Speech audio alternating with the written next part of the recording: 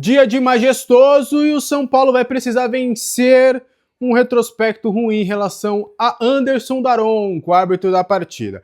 Vou te contar também nas últimas notícias do São Paulo, importância de Rafinha, o Made em Cotia vendido oficialmente e vou te contar bastidores aí dessa questão de Lucas, que envolve também o técnico Hernan Crespo.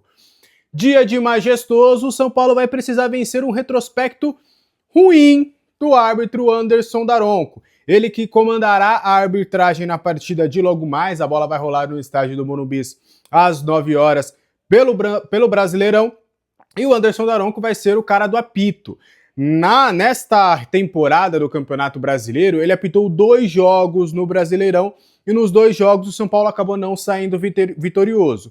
Um deles foi a derrota do São Paulo para o Bahia, essa foi a mais recente, o São Paulo acabou sendo derrotado lá por 2-1, a primeira vitória do Rogério Ceni como técnico rival do São Paulo na sua carreira. Ele que foi o árbitro daquela partida. Ele também apitou a partida entre São Paulo e Ceará, o Ceará e São Paulo, a partida que aconteceu lá na Arena Castelão, que o Rion Francisco acabou anotando inclusive o gol do empate, foi aquele jogo lá que o Pedro Henrique acabou marcando ali um gol logo no início da partida. O Daronco também foi o responsável pela arbitragem. Um outro fator importante também é que o Daronco teve em algumas polêmicas recentes no São Paulo, principalmente naquela Copa do Brasil, onde o São Paulo acabou passando.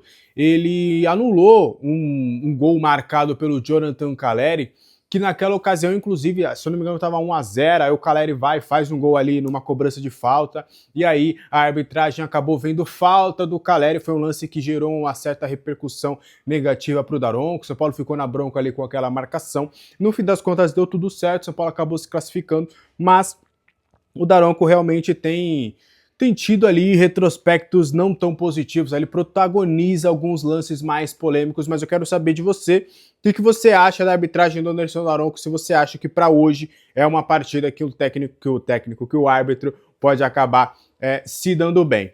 Para a gente continuar trazendo mais informações sobre o São Paulo Futebol Clube, bora trazer sobre Hernan Crespo. O papel do Crespo nessa questão toda do Lucas, o quão foi importante isso, a gente vai misturar um pouquinho a impressão e a informação, aproveitando também um gancho dado lá pelo Éder Traschini no UOL.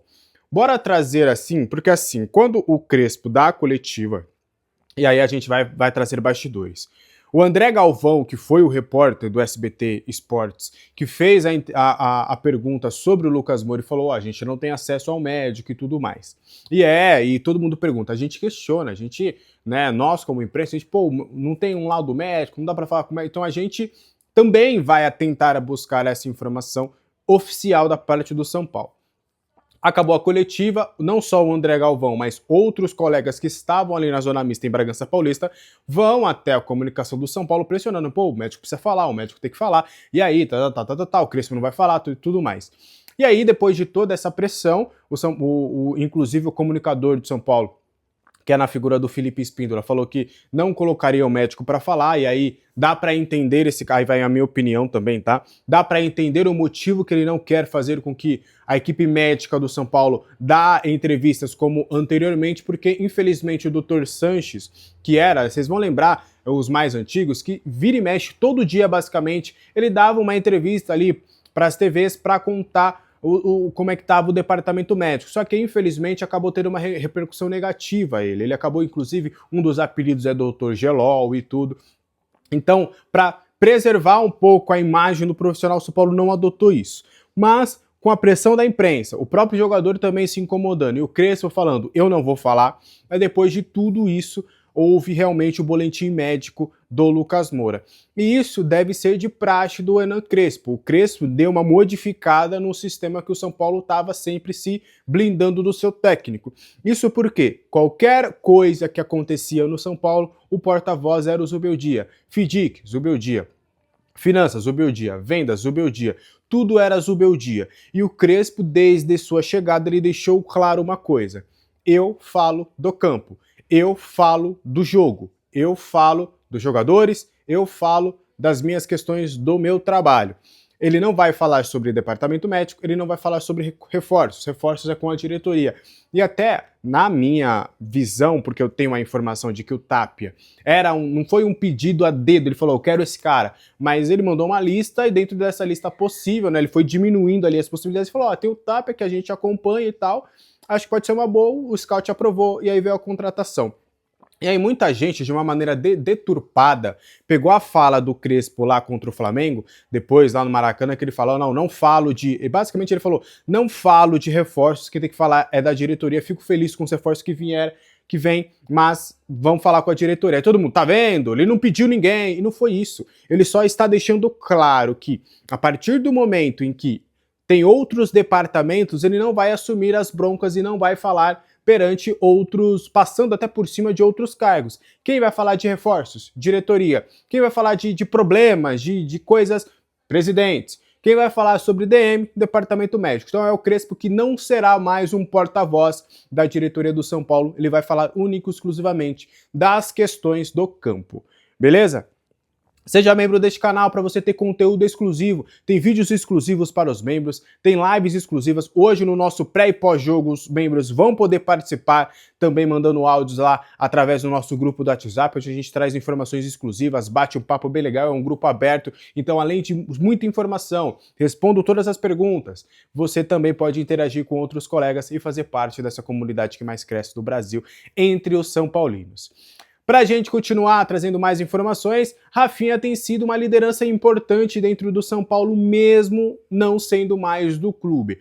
Rafinha está livre no mercado desde ali o término do campeonato estadual, porque ele estava no Coritiba, ele tinha o desejo de encerrar sua carreira ali no Coritiba, mas por alguns fatores ali internos, ali, questão dele ter ido lá para o Bayern, ele ter jogado e não ter ido para o Coritiba, enfim, toda uma confusão que aconteceu lá em Curitiba, ele está livre no mercado e aí ele está se aventurando aí, fazendo comentários de Champions, indo enfim, tá trabalhando ainda dentro do futebol, mas não propriamente mais como jogador, mas ele ainda não anunciou oficialmente a sua aposentadoria.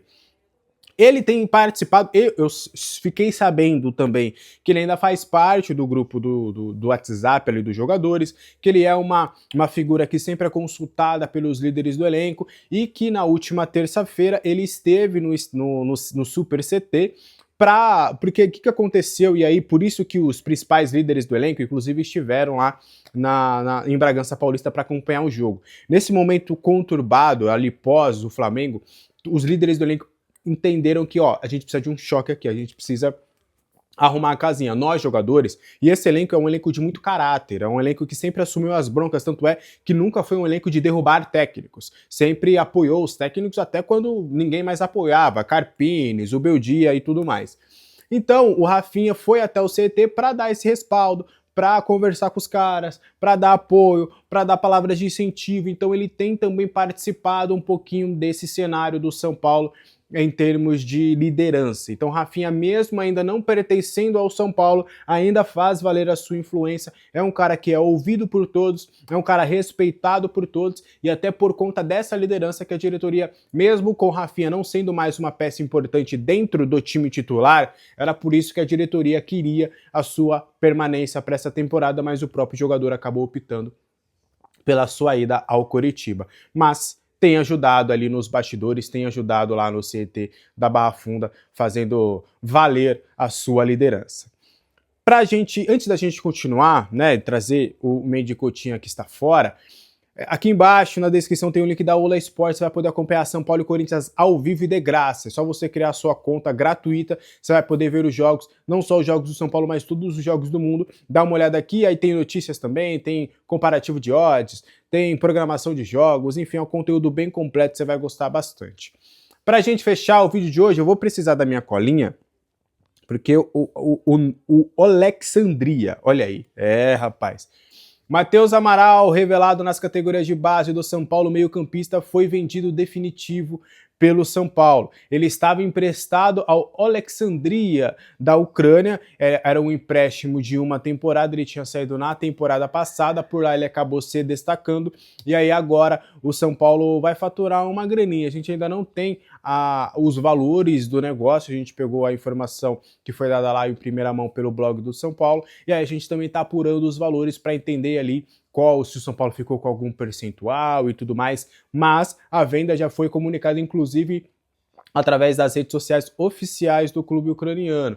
Eles divulgaram na sua rede social de que o atleta permanecerá em definitivo. Por lá ele teve destaque, acabou atuando por muitos jogos, ele foi uma peça importante lá da campanha da equipe, ele está atualmente com 20 anos, ele foi revelado nas categorias de base do São Paulo e agora ele assinou um contrato até dia 30 de junho de 2028 com a equipe ucraniana.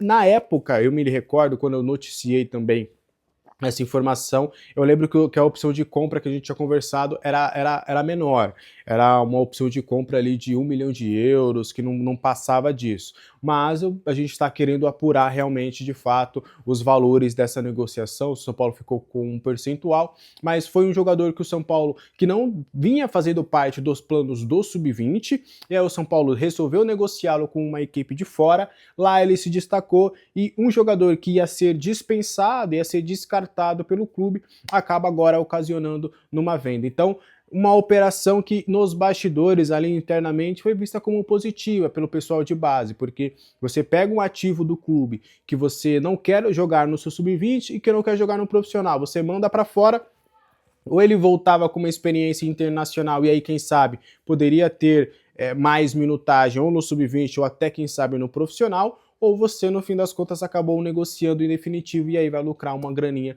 em relação a isso. Bora aguardar as cenas dos próximos capítulos e a gente vai apurar essa questão de valores para trazer percentual e tudo mais para vocês. Mas o Matheus Amaral não será mais jogador de São Paulo. Combinado? Esse foi o vídeo de hoje, espero que você tenha gostado. Qualquer dúvida, os comentários estão abertos. Aguardo vocês a partir das 7h30 na nossa live de pré-jogo. Vamos mandar as energias positivas. A Rádio Fute Mais estará diretamente lá do estádio do Morumbi. Um abraço para todo mundo, até a próxima. Tchau!